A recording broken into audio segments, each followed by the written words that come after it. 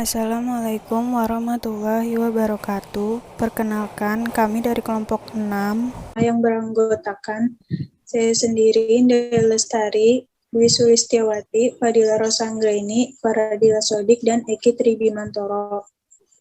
Di sini kami akan menjelaskan tentang sumber daya manusia dan desain kerja.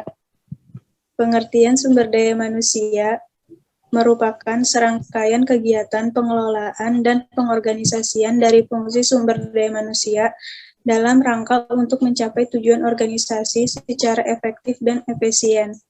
Sumber daya manusia memiliki peran strategis dan memberikan nilai tambah added value dalam mencapai keunggulan kompetitif.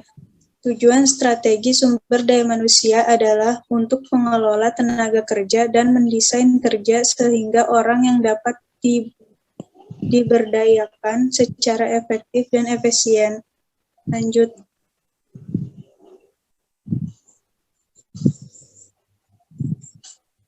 Tujuan strategi sumber daya manusia. Strategi sumber daya manusia dapat menjadi keunggulan bagi suatu perusahaan di dalam mempertahankan segmen pelanggannya dan untuk merebut segmen pasar yang baru. Strategi ini dapat dilaksanakan apabila dapat memanfaatkan antara lain dengan strategi produk, strategi proses, strategi perbedaan individu, strategi layout, strategi lokasi, dan penjadwalan kerja.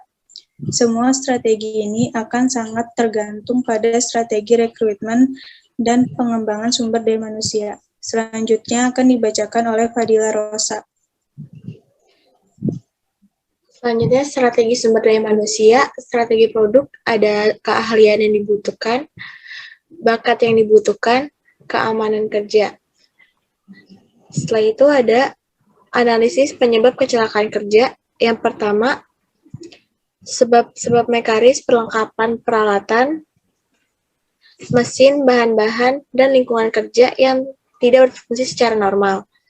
Yang kedua, sebab-sebab manusiawi, kurang hati-hati, melamun, obat-obat larang, keletihan, kejauhan. Selanjutnya akan dibacakan oleh Eki. Ya, di sini ada jadwal kerja. Di Indonesia dan di Amerika Serikat, jam kerja 5 hari kerja terdiri dari 8 jam per hari, yang artinya standar waktu kerja adalah 8 jam per hari, termasuk 1 jam untuk beristirahat, merupakan waktu jam kerja minimal yang berlaku secara umum di Indonesia dan di Australia.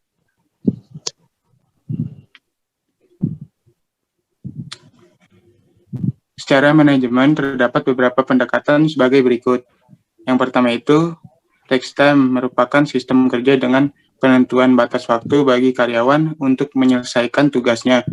Pendapat lain mengatakan flex time yaitu sistem yang membolehkan karyawan dengan batasan tertentu dapat menentukan jadwal mereka masing-masing, kapan mulai, kapan selesai, dan terbukti kepuasan kerja meningkat.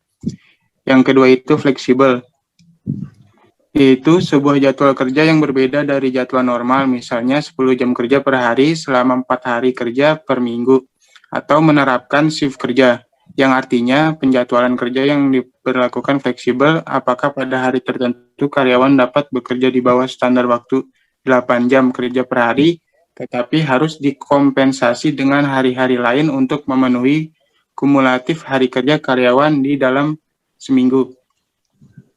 Yang ketiga itu part-time status. Maksudnya adalah memperpendek jam kerja dengan mengubah status karyawan menjadi part-time status. Selanjutnya akan dibacakan oleh Faradila. Strategi lokasi, ada iklim, suhu, kebisingan, pencahayaan, kualitas udara. Strategis proses, ada teknologi, penggunaan mesin, dan peralatan.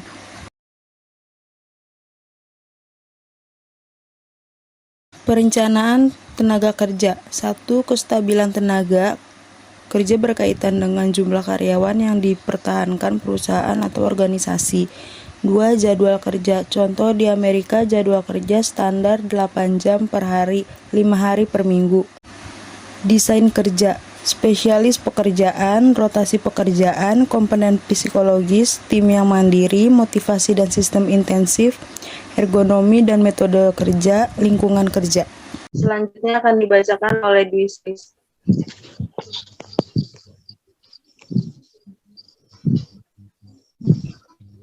Batasan strategi dalam sumber daya manusia.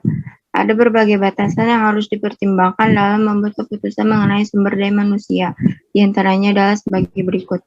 1. Untuk menjawab pertanyaan apa, maka berkaitan dengan keputusan strategi produk, yaitu keahlian dan bakat yang dibutuhkan, bahan yang dibutuhkan, dan masalah keamanan kerja. Yang kedua, untuk menjawab pertanyaan kapan, maka berkaitan dengan keputusan strategi penjadwalan. Yang ketiga, untuk menjawab pertanyaan di mana, maka berkaitan dengan keputusan strategi lokasi, yaitu mempertimbangkan berbagai variabel yang dipertimbangkan dalam memilih lokasi seperti kondisi iklim maupun suhu udara, pencahayaan maupun kualitas udara.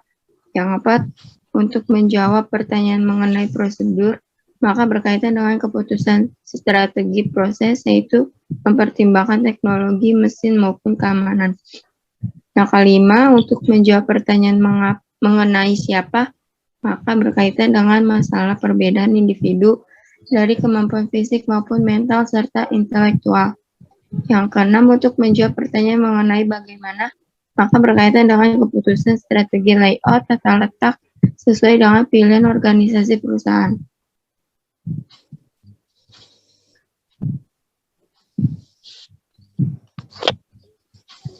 Sekian dari kelompok kami. Terima kasih.